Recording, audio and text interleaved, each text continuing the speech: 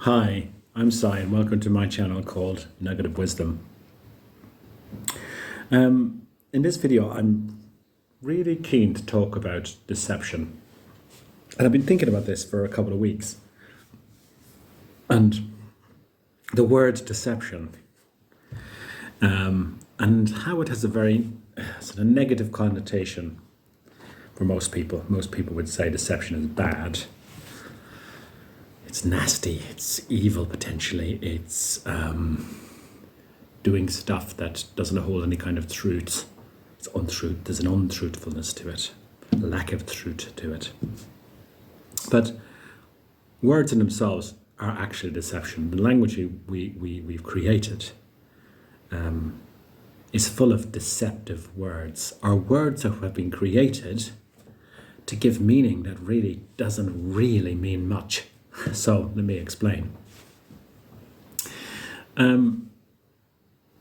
If most of us, probably all of us, were stripped naked and dropped from a helicopter into the Amazon forest or into the savannah somewhere, or, the jungle, how long would we survive? Physically, we're way down the pecking order when it comes to our ability to physically survive. A foal, a horse's baby, when it's born, within literally hours, is already doing things that takes us years as babies to toddlers to children. And in reality, a child really is not able to properly fend for itself for several years. But not to mention an adult male, big adult male fighting a bear, warding off a lion. No chance. So how is it that we're around then? How is it that we are kind of the kings of the castle in the world when physically we're not really particularly resilient to anything and wouldn't survive very long, especially if we had a pregnant partner and other children, the cold weather, the hot weather, the danger from predators and creatures that would eat us, disease, all sorts of stuff. How is it we're top of the pile? And I'd say to you, deception is really part of that. Looking at the word deception in a different way. And so we've managed to use our brain. That's basically what we've done. We have got a fabulous brain. And we've used our brains to basically survive. And that's the route we've taken. Other animals and creatures have taken strength and poisonous things and camouflage, deception, and all sorts of stuff. And to a certain degree, they use deception. When a lion is stalking a deer, it doesn't go, "Hi deer, I'm going to chase you." It hides in the bushes, and sometimes they have skin color that matches the terrain and so on. So even evolving to have deceptive features. But we use our brains, and what we do is we are masters of deception. How do we survive? Well, we create a trap. We trap the lion. We trap the bear. We give the bear a false sense of, oh, there's food over there, I'll have some. And lo and behold, as soon as he hits a little stick with a string on it, down comes, a trap or a cage, or he falls into a pit. And we hide. We hide with our bow and arrow. Keep quiet, and then somebody chases the bear or the lion, and straight away the lion thinks, "God, I'm going to eat him." That's brilliant. But that forces the lion to go in one direction, and we have other guys with bows and arrows who can kill the lion. So we have teamwork. We're deceptive with our teamwork, and we create traps and games and stories that give us the ability to survive. And so what's really interesting is, in my life, in many ways, the most deceptive people I've met are the most successful. It's very hard to swallow. And I mean successful in a material way. So conventional material. I have stuff. But often, and I have noticed this as well, they're also some of the most unhappy people deep down. I mean deep down, I mean, after the party, when they've shown everybody their expensive car and their expensive watch and told them how successful they are and how life is fantastic and they've got a wonderful house and millions of dollars or pounds or whatever it might be, euros, and they get a little drunk, they fall apart. So my life is terrible. I hate my life. I hate everything. I don't know what I'm doing. I don't know what the meaning is. So some of the most deceptive people are intellectually some of the cleverest people when it comes to basically getting their hands on resources, controlling. And it's totally understandable. I mean, we wouldn't be here. I wouldn't be here without the incredible intellect and deception of the human brain. Because at some stage along the chain of birth and death that led to me, somebody would have been killed, eaten, died, and I wouldn't exist. It's really a testament to the ingenuity, the creativeness of human beings that I exist, that you exist. So in many ways, you almost have to drop the word deception because you think, okay, it is deception. That is to deceive another creature in order to prevent it from killing you, or use its fur, or just for clothing, or trap it to take its milk, or kill it for its meat. Or use it to help dig the ground so you can plant vegetables. It's all a kind of deception. And then you see what has happened. So our brains have made us so successful at deception that we've grown to be top of the pile. Masters, as we like to call ourselves in inverted commas, of the earth, in control. The destiny of other creatures in this current sort of state of the world has a big dependence on us, the bees. The chicken. How many chickens are there in the world? There are probably more chickens than human beings, but they're all killed, most of them, for meat or eggs. They're used for eggs. Some of the most successful creatures at procreating and surviving in the world depend on us because we've used our deception to basically domesticate them or trap them or whatever, take their resources for ourselves. And so the really interesting thing is that we're now deception on steroids in the world. Literally, we're off the scale with deception. And deception is brilliant when it comes to living in a tribe and surviving against another tribe. When the world was filled with thousands, hundreds of thousands of tribes, all different languages. And we were all looking out for our own little tribe. And what you'll find is deception within that tribe that was counterproductive to the tribe would mean that that person was cast out. In other words, if everybody went out and managed to use their incredible intellect and deceptive powers, creativity and innovation to trap an animal, and someone in the tribe actually took the animal, ran off and hid it and ate it for themselves, that would be unacceptable in that tribe. And there's great examples of this if you look at some of the very rare writings about American Indians. And they often call this Watiko, which was mind virus. In other words, when members of their tribe started to do things counterproductive to the tribe, often because of ego inflation. I'm in control, this is mine, I'm the best, I'm amazing, I'm wonderful, I'm going to become the leader. What happened is the tribe suffered. And so they had very strict rules about not doing the right thing. And in society today, we have similar. You look at being cast out of the group, having no friends, having no family, going to prison, put in exile, executed, put in prison. There's all sorts of things. Sacked from your job. But in essence, feeling that if you don't follow the tribe and do as the tribe requests for the good of the tribe, what's perceived to be the good of the tribe, you're out. And in many ways, that's kind of saying you can use deception for the good of the tribe, but if you use deception to sort yourself out, so for your own personal needs instead for the good of the group, you will be out.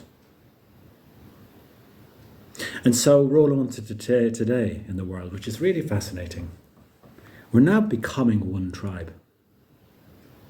Because of our technology, because of our communication, because of our economic system, globalization, because of just pure awareness, understanding, starting to understand that we're all interconnected and we're all kind of part of the same source. So all of the things that we did, tribal things we did to try and assert our difference, our colour of eyes, colour of hair, colour of skin, the jewellery we wore, our religious practices, all those things that we used, which were really, really not particularly intelligent things.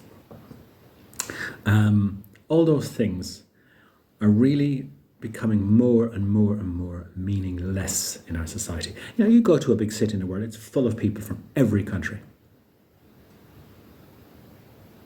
And we say every country. They may have lived in that country for 1, 2, 3 generations, so they are of that country. What is an American? What is a Londoner? These are now sort of global cities full of a global tribe.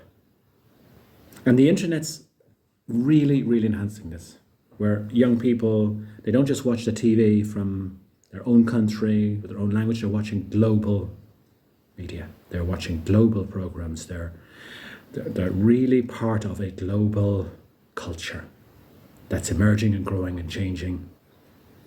And so we're also on steroids when it comes to deception. We're still stuck in a crazy world of deception. And that's why you'll notice, and it's becoming more obvious, that deception is basically everywhere. Advertising, religion, politics, all sorts. And you see this real divergence where people in the past who were quite intelligent were deceived in their tribe because they hadn't access to information and knowledge that would tell them that they were being deceived. But now it's so easy. It's so easy to figure out if you're being deceived or not.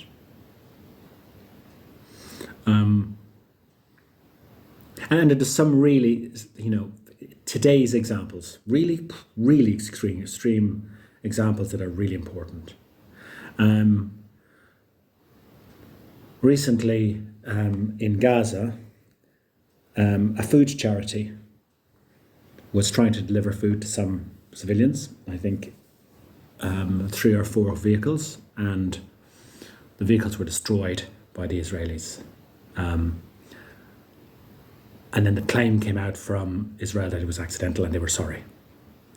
But the video footage, which people have got their hands on and seen, showed that each vehicle was individually targeted, even though the vehicles had prominent charity logos, and the people within the military IDF had been told that these charity workers were going in to give food.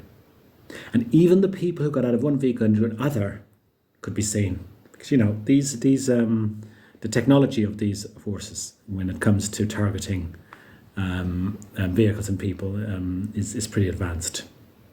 And what's interesting about this is, in the past, we just wouldn't have known, and we just have to take it, it must have been an accident and they apologised. But now it's clear it's not. It's clear it's absolutely not an accident. And it's probably because the people in that country who are in the military have become extremists.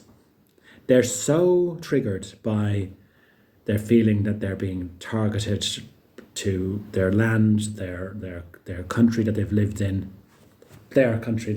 this piece of land that they've got, Israel, that they're traumatized by the terrorist attacks on them, horrible terrorist attacks, that they're just lashing out and killing innocent people delivering a food aid. In their view, in my view, I can only guess, is they're giving food to people that they hate, that they've dehumanized.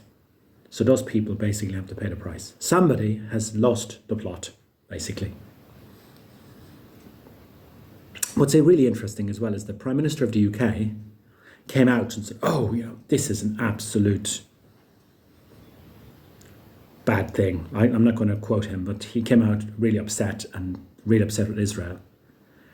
And then I heard somebody else very interestingly say, well, what's the difference between I think 7 people were killed, 7 Europeans who were killed, and the 30-odd thousand people that have been killed, of which half of them at least are women and children. What's the difference between those people? Are they and the 7 people who've been killed?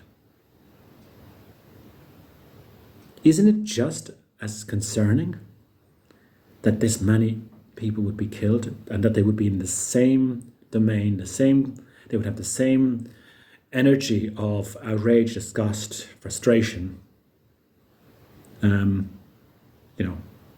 thousands of innocent children would have the same energy as the people who've been killed in the terrorist in the IDF attack on the vehicles. And what about the question that I heard asked of an Israeli guest on a news channel, where the guest was asked, if Hamas were hiding in tunnels in Israel, would Israel go in and sacrifice human life to get those innocent children and women, to get those terrorists out? Very valid question. Because bear in mind, the narrative from the Israelis is that they're having to kill all these people because the Hamas are in tunnels under schools and hospitals and everything else. And they have no choice. It's an unfortunate side effect of trying to get these bad terrorists out is that they have the collateral damage. So if these terrorists were in Israel, do you think that the Israelis would say, sorry, Israeli mothers and fathers and children, there's a hospital there, we have to destroy the hospital, go in and take out the terrorists, we have to kill people, and we're going to lose some of you civilians? And the Israeli guest wouldn't answer for a few seconds and can continue to evade, eventually said, no, we wouldn't do it.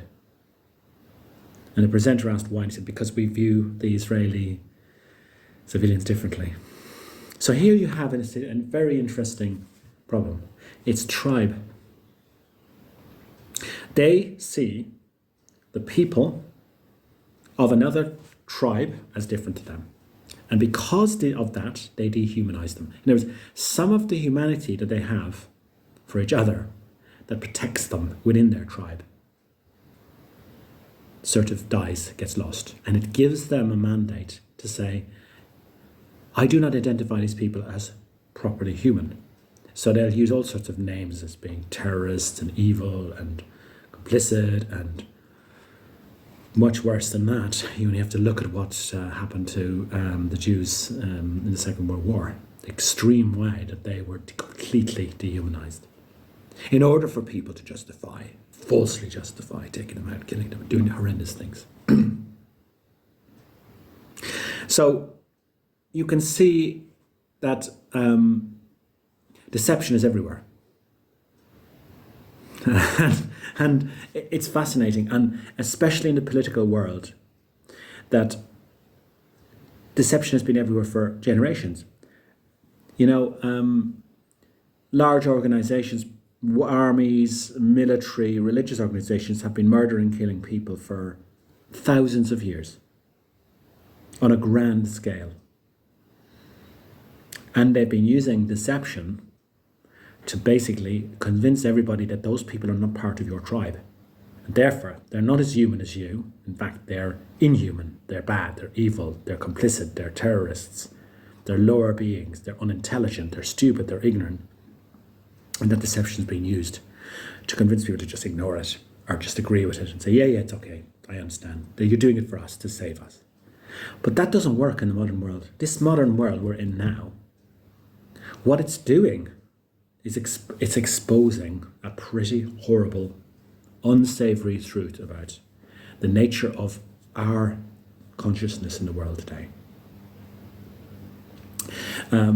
So it's exposing the internet and all that, so YouTube and little phones that people can take pictures and videos and so on. And so it's exposing something really unsavory. And on top of that, it's exposing something that cannot work in our society. Our current society is becoming one global tribe. If tribes start killing their own, start deceiving each other, start trying to destroy each other, use all sorts of deception to take resources for some of the tribe and leave the other to starve, the tribe won't survive. In fact, I would argue, find me a tribe in the world that has used that strategy that has survived. And we, in the modern world, just do not get it. We are all one tribe in the world. We are all brothers and sisters. The Israeli child, the Israeli mother, the Gazan child, the Gazan mother, the Ukrainian child, the Ukrainian mother, father, the young soldier, the Israeli father, the Israeli farmer, the African farmer, the Indian farmer, the Indian soldier, the Pakistani soldier, the Northern Irish child and mother, Protestant, the Catholic mother and child. They're all brothers and sisters. They're all part of this one tribe. And we cannot continue doing what we're doing. And of course we can. But it is leading to us basically destroying ourselves. On top of that, in a very, very unsavory way, because most people are waking up to the inhumanity of beings who do not get this basic fact. And by the way, this basic fact has been around for thousands of years. You only have to just listen to some of the teachings of the Buddha, Eastern philosophy, mystical Christians, the Sufi Muslim religion, mystical Judaism, I should say, Orthodox. Just go back and find somebody who's been burned at the stake and find the publications that were made about why they were burnt at the stake, and you'll probably find that they were trying to say this. They were trying to basically, they knew things and they had an awareness, an intuition, and an amazing understanding. And they were trying to basically evolve us.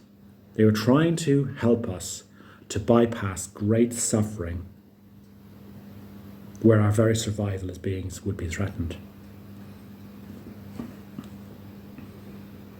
And in my view, the paradox of it all, the craziness of it all, is that probably Jesus was the most famous guy who tried to teach this. And who knows what the true story is about this guy, because I reckon it's all been modified and changed for the benefit of people who want to control others. And he was crucified.